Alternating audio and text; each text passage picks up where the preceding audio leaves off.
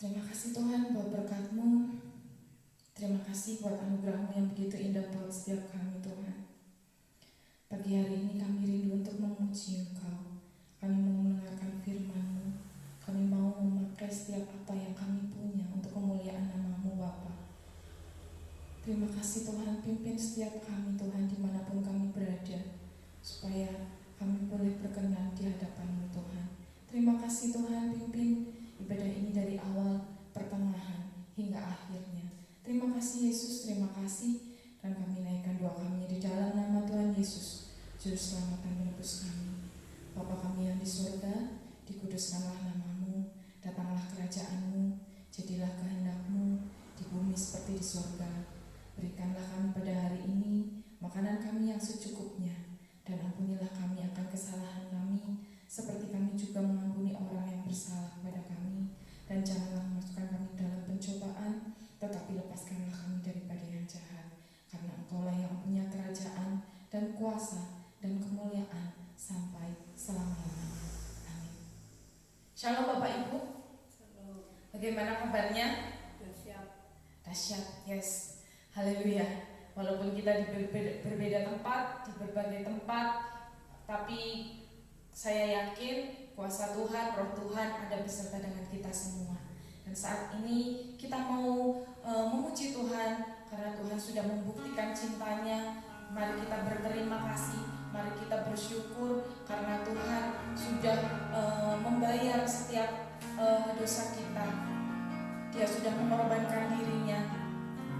Dan biarlah ini boleh menjadi kerinduan kita semua.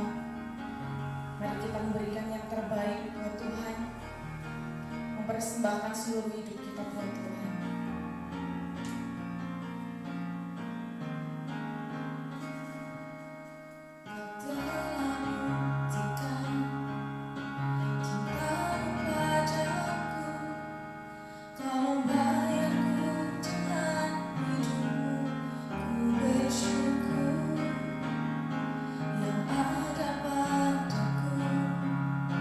Semua yang milikmu, ku bersama.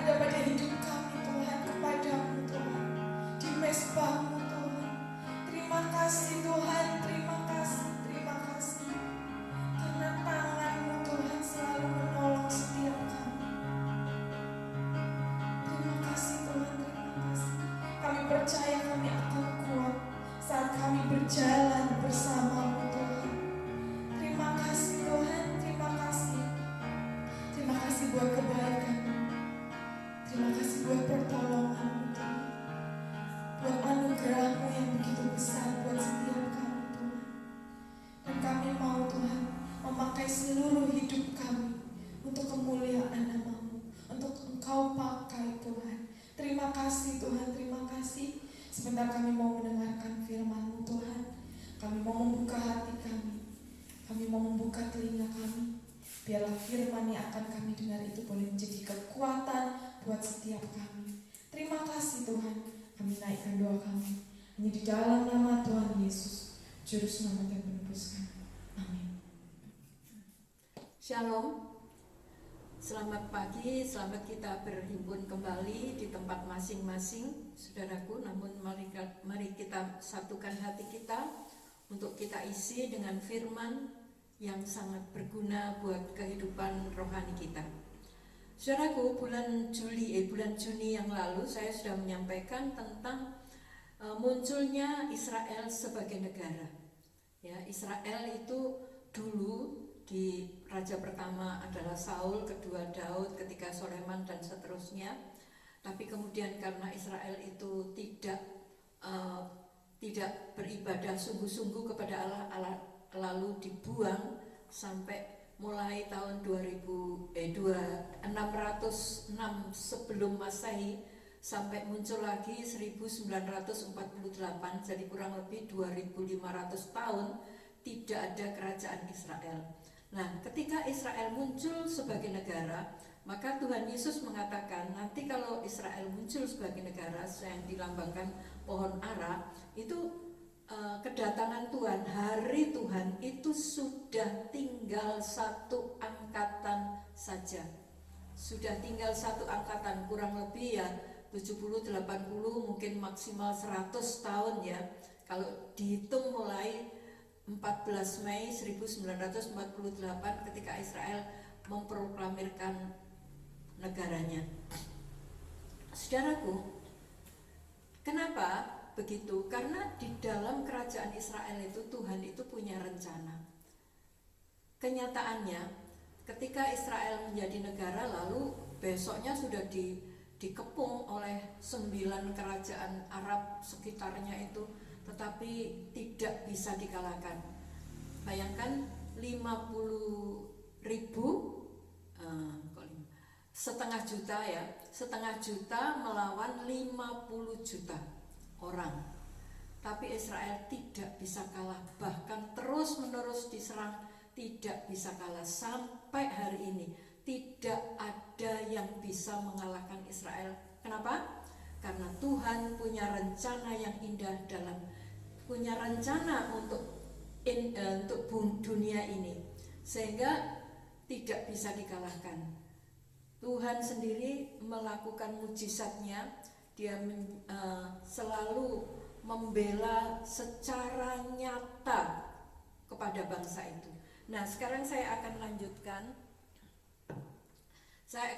lanjutkan pembicaraan saya. Kita baca dulu di dalam Yeremia 8 ayat 20. Ini tentang Israel ya. Ini nubuat Nabi Yeremia tentang negara Israel atau kerajaan Israel. Di sini saya bacakan, sudah lewat musim menuai, sudah berakhir musim kemarau, tetapi kita belum diselamatkan juga. Ini artinya begini saudaraku, sudah lewat musim menuai, artinya rapture, pengangkatan itu sudah lewat.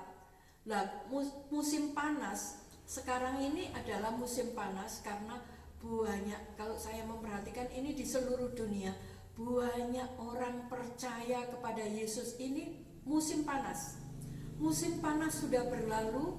Musim menuai itu artinya menuai orang umat Tuhan yang sungguh-sungguh merindukan kedatangannya, itu sudah dituai. Artinya rapture, pengangkatan sudah berlalu. Musim panas orang yang mau percaya kepada Tuhan Yesus itu sudah habis. Musim panas sudah lewat. Di sini dikatakan musim kemarau, saya bacakan ya, sudah lewat musim menuai, sudah berakhir musim kemarau ya, musim panas kemarau itu sudah berakhir. Namun Israel belum diselamatkan. Mengapa saudaraku? Israel tidak diangkat. Ketika ada pengangkatan BSG, buah sulung gereja, Israel tidak diangkat. Kenapa? Karena sampai sekarang Israel itu tidak percaya bahwa Tuhan Yesus itu Mesias. Jadi dia tidak bisa menerima Tuhan Yesus sebagai Mesias. Saudaraku, tetapi setelah 3,5 tahun masa kesukaran itu kalau istilah Alkitab masa tribulasi, itu setelah 3,5 tahun masa kesukaran itu, lalu banyak orang Israel yang percaya. Dia melihat kejadian di seluruh dunia, gereja diangkat, gereja yang sungguh-sungguh diangkat, barulah mereka sadar. Tetapi sudah masuk masa tribulasi.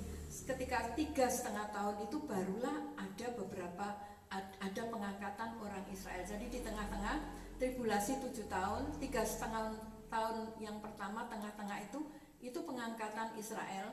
Saudara bisa baca, saya tidak bacakan saudaraku, kan sudah saya tulis di WA, saudara bisa membaca sendiri ya.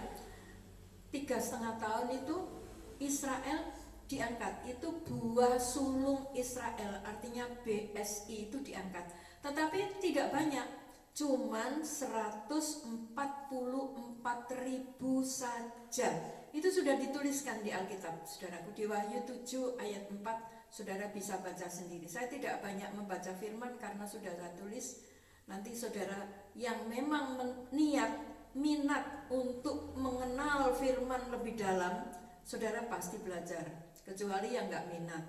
Saudaraku, jadi Israel diangkat pada pertengahan tribulasi, jadi 3,5 tahun itu Israel diangkat, buah sulung Israel. Kalau tadi itu namanya buah sulung gereja yang rapture pertama itu. Nah, tengah-tengah itu buah sulung Israel diangkat. Tetapi hanya 144.000 saja. Sudah diperinci di dalam Wahyu 7 ayat 5 dan seterusnya, itu diperinci Yehuda berapa, Yehuda 12.000, terus suku Aser berapa, itu sudah diperinci. Itu sudah ditetapkan oleh Tuhan sendiri. Jadi nggak bisa lebih, nggak bisa kurang. Dan sekarang saya akan bicara tentang kriteria orang yang menjadi BSI atau buah sulung Israel atau buah sulung gereja. Saudara bisa membaca di dalam Wahyu 14 ayat 4 dan 5. Saya tidak membacakan, tolong saudara membaca.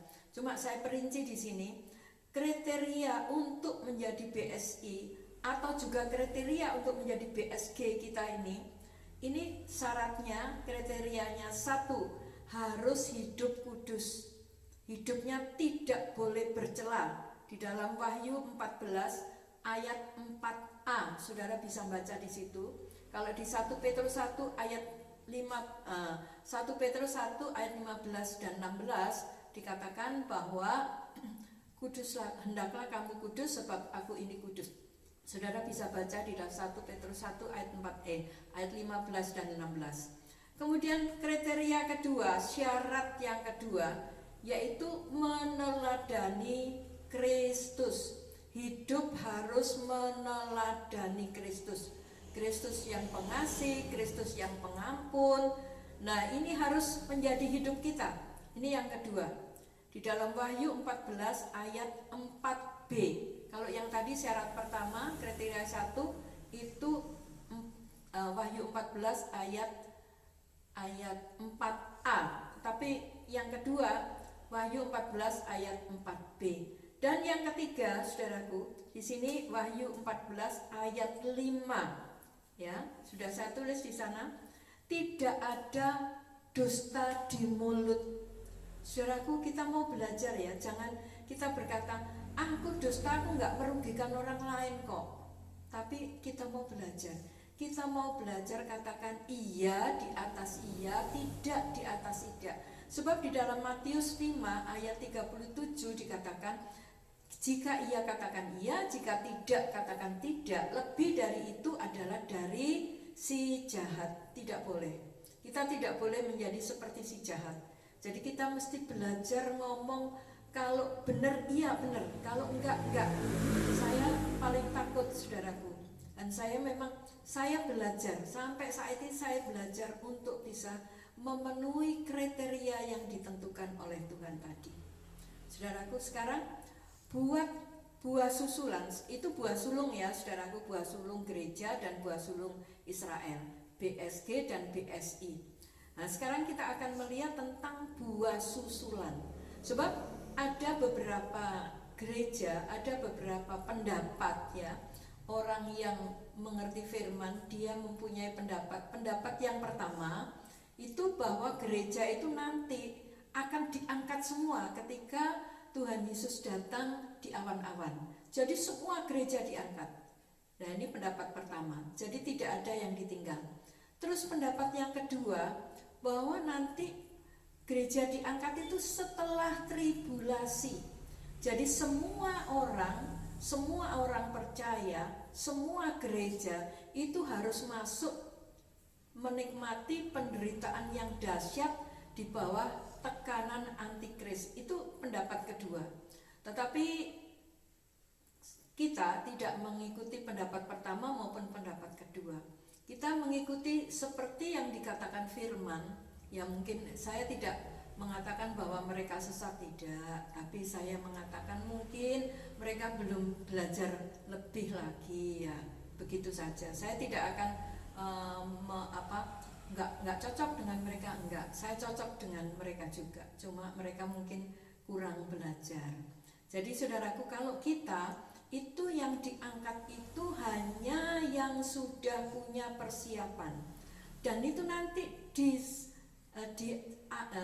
saat setelah tribulasi, setelah masa kesukaran selama 7 tahun itu ada kebangkitan. Jadi orangnya kan sudah mati ya, sudah mati karena antikris, karena dianiaya, mati syahid dan lain-lain, itu sudah mati. Nah, di situ kalau saudara membaca di dalam Wahyu 7, ini tentang buah susulan. Buah susulan itu di dalam Wahyu 7 ayat 9 sampai 14. Itu di situ dikatakan orang tidak terhitung banyaknya dari segala bangsa, suku dan kaum. Banyak sekali, tidak terhitung. Dan di situ dikatakan di dalam ayat yang dikatakan di sini. Ayat 14, ya di situ kan Wahyu 7 ayat 9 sampai 14. Ayat 14 dikatakan, mereka ini adalah orang-orang yang keluar dari masa kesukaran besar. Jadi masa tribulasi dilewati oleh mereka. Tetapi kalau BSG itu tidak melewati tribulasi, tidak melewati masa kesukaran. Tetapi orang yang masuk dalam kesukaran dan dia rela mendapat aniaya atau rela dianiaya oleh antikris, rela menderita pada saat yang susah itu, maka dia nanti akan dibangkitkan. Jadi orang-orang itu orang yang tak terhitung banyaknya dari segala macam bangsa dan suku dan kaum, itu banyak sekali saudaraku. Jadi yang terangkat kalau BSG itu tidak banyak. Tapi kalau dibandingkan dengan orang-orang yang masuk dalam tribulasi itu banyak sekali.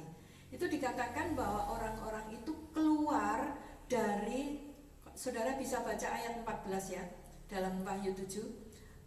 Mereka ini orang-orang yang keluar dari masa kesukaran besar. Mereka telah mencuci jubahnya dan membuatnya putih di dalam darah anak domba. Saudaraku, ketika kita sekarang ini sebelum hari kedatangan Tuhan yang kedua tahap pertama, sebelum Tuhan datang di awan-awan, kalau kita sungguh-sungguh hidup sesuai dengan kriteria tadi, ya di hidup kudus, hidup seperti Kristus, tidak ada dusta, tadi kriteria di atas sudah saya sampaikan, maka kita akan menjadi buah sulung gereja. Ketika Tuhan Yesus datang kedua, tahap pertama, kita diangkat. Kita tidak menikmati kesukaran besar, masa kesukaran besar tidak kita menikmati. Tetapi orang-orang yang saat ini tidak cinta Tuhan, tapi cinta dunia atau cinta uang, tidak bisa hidup kudus, tidak hidup seperti Kristus, ada dusta di mulutnya, itu tidak akan ke bawah, karena harus menikmati masa kesukaran itu. selama 7 tahun. Nah, tapi nanti akhirnya dia pun bisa masuk, karena di sini dikatakan mereka ini mana tadi ya? Saya bacakan. Mereka ini adalah orang-orang yang keluar dari masa kesukaran besar, dan mereka telah mencuci jubahnya dan membuatnya putih dalam darah anak domba. Saudaraku, kalau sekarang kita ini yang kita itu Tuhan yang menyucikan hidup kita, menebus dosa kita itu Tuhan. Tapi orang yang tidak sungguh-sungguh dan dia harus ketinggalan, jadi tidak terangkat, dia masuk dalam masa kesukaran itu, dia mencuci jubahnya sendiri. Artinya hidupnya itu, dosanya itu memang Tuhan yang menebus, tetapi dia harus membayar. Makanya di sini dikatakan mencuci jubah. Mana tadi? Mereka telah mencuci jubahnya dan membuatnya putih di dalam darah anak domba. Dia harus bayar harga, saudara. Sekarang kita bayar harga sekarang, tapi nanti kita sudah nggak bayar harga. Nah, kalau kita tidak mau bayar harga sekarang, maka saudara boleh pilih, bayar harga nanti aja. Kalau sekarang saudara mungkin berkata, sekarang nggak enak lah, sekarang aku mau nurutin mauku sendiri aja, aku nggak mau nurut firman. Boleh, nggak apa-apa. Tapi nanti saudara harus bayar harga. Kalau saudara nggak mau bayar harga sekarang dan nanti nggak mau bayar harga, saudara ikut enaknya aja, ikut antikris, ya wis, nanti nggak ada nggak ada bagian dalam kerajaan damai, nanti nggak ada, saudara nggak punya tempat. Jadi saudaraku, kita melihat di sini mereka ini hanya pakai jubah putih saja dan memegang daun palem. Jadi orang-orang yang keluar dari kesukaran besar itu artinya buah susulan, itu tidak pakai mahkota, cuma pegang daun palem dan jubahnya putih. Artinya apa? Mereka selamat, tetapi dalam kerajaan 1000 tahun mereka tidak bisa memerintah bersama Kristus, enggak. Yang memerintah bersama Kristus hanya yang pakai mahkota. Kalau saudara membaca di dalam 2 Timotius pasal 4 ayat 8, Paulus mengatakan di situ dikatakan mahkota telah tersedia bagiku, karena Paulus sudah menyelesaikan pertandingan sampai akhirnya, maka dikatakan mahkota telah tersedia bagiku. Tetapi bukan hanya untuk aku, tetapi semua orang yang merindukan kedatangannya itu akan menerima mahkota. Siapa itu semua orang yang merindukan kedatangannya? Yaitu orang atau gereja yang mempunyai mempersiapkan dirinya, yaitu kriteria 3 tadi, yaitu hidup dalam kekudusan tidak cemar, lalu hidup meneladani Kristus, tidak ada dusta di mulutnya. Itu kriteria itu. Nah, itu yang merupakan satu persiapan untuk menyambut kedatangan Tuhan kedua tahap pertama itu sebagai pencuri. Nah, itu kita yang pakai mahkota. Kalau yang ketinggalan nggak pakai mahkota. Jadi kalau saudara memang merindukan untuk nanti dalam kerajaan 1000 tahun itu saudara bisa memerintah bersama Kristus, ya sekarang ini harus bayar harga. Kalau sekarang saudara tidak mau bayar harga, ya nanti bayar harganya nanti, yaitu waktu tribulasi itu. Saudara selamat, tapi tidak bisa memerintah bersama dengan Kristus. Saudaraku, setelah kerajaan 1000 tahun itu biasanya saya pakai gambar, tapi karena di sini tidak bisa nayangkan gambar, saudaraku. Setelah kerajaan 1000 tahun, maka Tuhan akan menciptakan,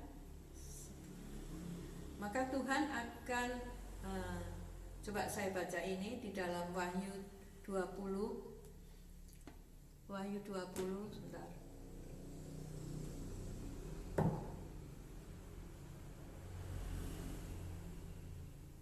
Wahyu 20 ayat 7 sampai 10.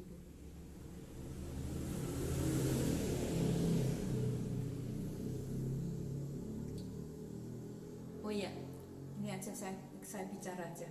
Di dalam Wahyu 20 dikatakan setelah kerajaan 1000 tahun selesai, maka di situ iblis yang tadi kan sebelum kerajaan 1000 tahun dipenjara di dalam ditaruh di mana, di penjara 1000 tahun, dia dilepaskan, tapi lalu di penjara dihukum untuk selama-lamanya.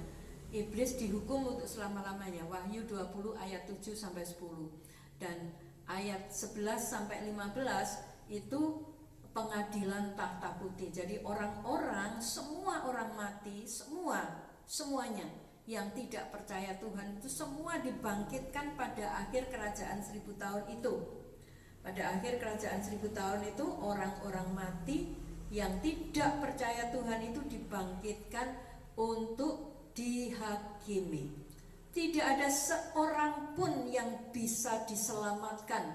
Orang yang dibangkitkan itu semua masuk neraka. Ya, saya katakan seperti itu, iya. Karena saya percaya firman. Semua orang mati yang tidak percaya Yesus itu bangkitnya setelah kerajaan 1000 tahun. Setelah kerajaan 1000 tahun, maka orang mati yang tidak percaya kepada Tuhan Yesus itu dibangkitkan, tapi bukan untuk diberi pahala, bukan untuk masuk surga, tidak, untuk dihakimi dan langsung masuk ke neraka. Saudaraku, di dalam setelah itu, setelah iblis dihukum, dimasukkan neraka, kemudian orang yang mati tidak percaya Yesus, orang yang tidak percaya Yesus yang sudah mati itu dibangkitkan, maka terus orang yang mati yang tidak percaya Yesus masuk neraka. Lalu muncullah namanya langit dan bumi baru. Saya tidak akan membaca karena panjang, saudaraku, mohon saudara yang kepingin ngerti baca sendiri, tapi saya kasih sedikit. Nanti di langit dan bumi baru itu sudah tidak ada matahari, tidak ada laut, sungai ada, tidak ada matahari, tidak ada laut, dan di dalamnya itu semua adalah orang sempurna. Tidak ada orang daging, semua orang sempurna.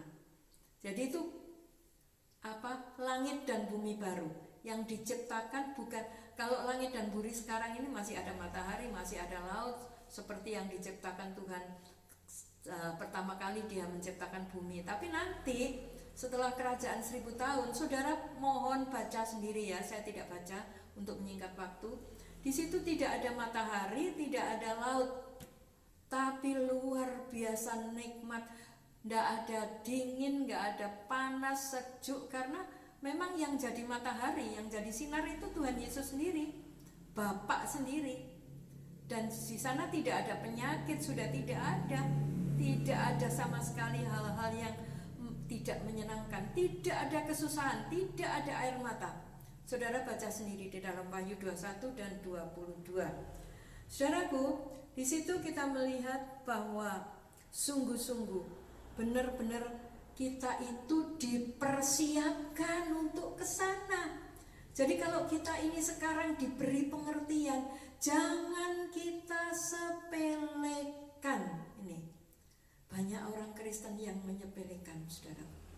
Sekarang sudah sangat banyak orang yang percaya kepada Tuhan, dan saya melihat orang yang baru percaya ini, saudaraku, itu dia sungguh-sungguh belajar Alkitab. Saya mengikuti pelajaran Alkitab, saya melihat mereka itu sungguh-sungguh sekali dalam hati.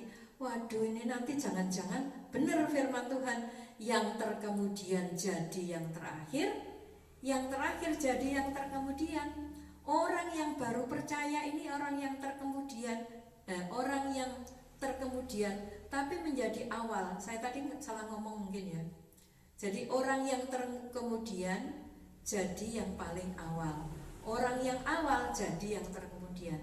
Kalau kita ini tergolong orang-orang yang awal, Kita percaya dari Tuhan mungkin sudah 10 tahun yang lalu.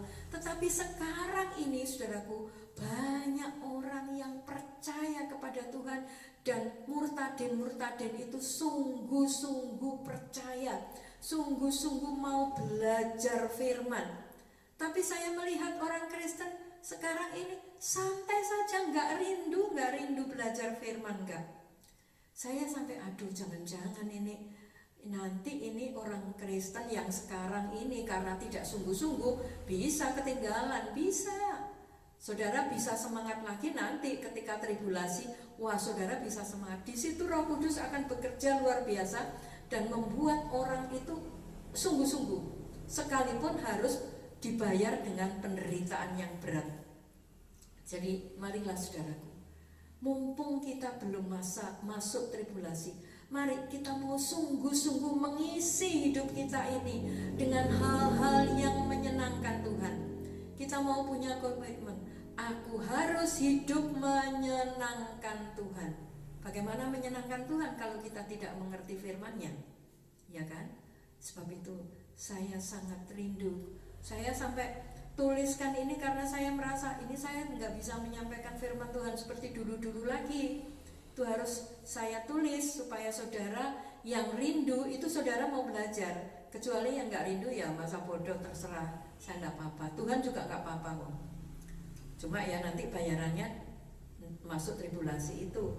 Saudaraku, di dalam Wahyu 21, ya ini nanti baca sendiri ya. Di dalam Wahyu 21 ayat 5 dikatakan,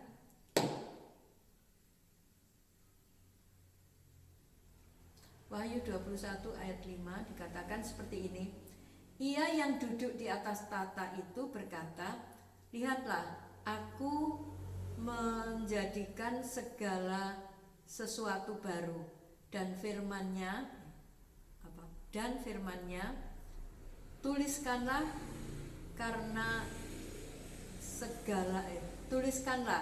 karena segala perkataan ini adalah tepat dan benar. Tuhan Yesus sendiri berkata bahwa semua yang difirmankan Tuhan itu tidak ada yang tidak benar. Semua benar, semua pasti terjadi. Jadi kalau saudara sampai saat ini belum bisa menanggapi firman, saudara rugi loh saudaraku. Benar, saudara rugi. Karena Tuhan itu gak bisa bohong. Saudara bisa dibaca di dalam Bilangan 23 ayat 19. Tuhan itu gak kayak manusia bisa bohong. Di dalam Amos pasal 3 ayat 7, saudara baca sendiri, itu di situ Tuhan itu tidak akan menyatakan pekerjaannya sebelum Dia memberitahukan. Nah, itu sebabnya Dia memberitahukan sekarang ini kepada kita. Nanti itu begini loh, nanti itu begini loh, itu loh. Dia memberitahukan. Dia itu bukan Allah yang jahat. Itu sebabnya Dia memberitahukan. Lah, kalau saudara sudah diberitahu tapi masih masa bodoh, jangan salahkan Tuhan nanti loh. Ya. Jadi kita mesti mengerti hal ini. Di dalam Matius pasal 24 itu hal berjaga-jaga. Kita mesti harus berjaga-jaga karena hari ini sudah dekat. Kita melihat dunia bukan makin baik tapi makin kacau. Sebab itu saudaraku, marilah kita mau sungguh-sungguh mendekatkan diri kita kepada Tuhan, mengisi hidup kita dengan firman-Nya, mau belajar sungguh-sungguh supaya jangan kita ketinggalan oleh murtadin-murtadin itu. Ya, saya melihat banyak murtadin yang sungguh-sungguh benar. Ini benar saudaraku. Itu sebabnya mari saudaraku, saya sampaikan ini, saya nulis karena saya tidak punya waktu banyak.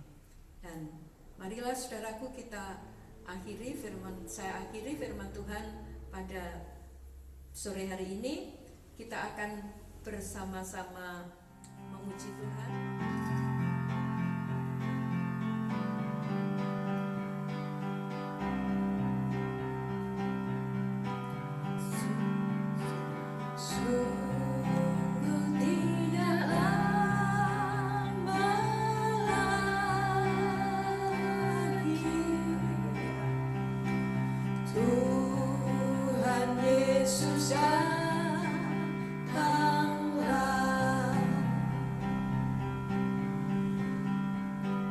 Be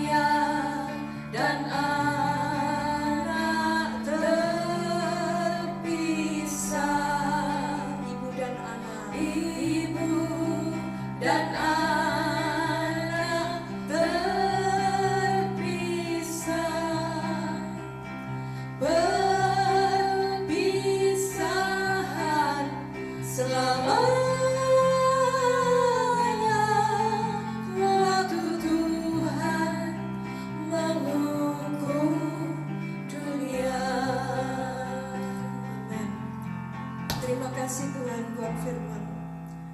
Kami sangat percaya akan firman-Mu Tuhan.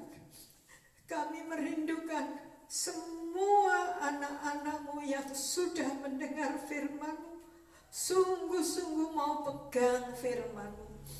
Karena kami tahu hari Tuhan sudah sangat dekat. Kami tidak mau seorang pun ketinggalan. Dan kami berdoa untuk keluarga-keluarga yang keluarganya, yang anaknya, yang orang tuanya belum mengenal Engkau. Tolong Bapa, tolong Allah Roh Kudus, kasihani mereka, selamatkan mereka Tuhan, supaya mereka boleh mengenal Engkau, sehingga nanti keluarga-keluarga anak-anak-Mu, umat-Mu yang ada di tempat ini tidak akan terpisah. Ayah tidak terpisah dengan anak, ibu tidak terpisah dengan anak. Oleh karena kami semua sama-sama mencintai Engkau Tuhan. Terima kasih sebab kami sangat tahu ketika Engkau menghukum dunia, maka Engkau akan memisahkan yang benar dan yang tidak benar. Terima kasih buat firman-Mu Tuhan. Terima kasih Allah Roh Kudus, kami mau menyimpan firman-Mu di dalam hati kami. Kami mau belajar untuk hidup memperkenan hati-Mu Tuhan, supaya nanti jika Engkau datang, sungguh-sungguh kami boleh menikmati pengangkatan itu. Kami tidak masuk dalam zaman kesukaran besar. Terima kasih Tuhan, suara hamba-Mu boleh lenyap dari pendengaran kami, tetapi biarlah firman-Mu itu Engkau meteraikan di dalam hati kami dan menjadi pembimbing, menjadi penuntun dalam setiap langkah hidup kami. Terima kasih Tuhan, kami tahu Engkau mendengar seru doa kami, karena Engkau hadir dimanapun kami berada. Kami sudah naikkan doa ini di dalam nama Tuhan Yesus, Juru Selamat dan Penebus kami. Amin.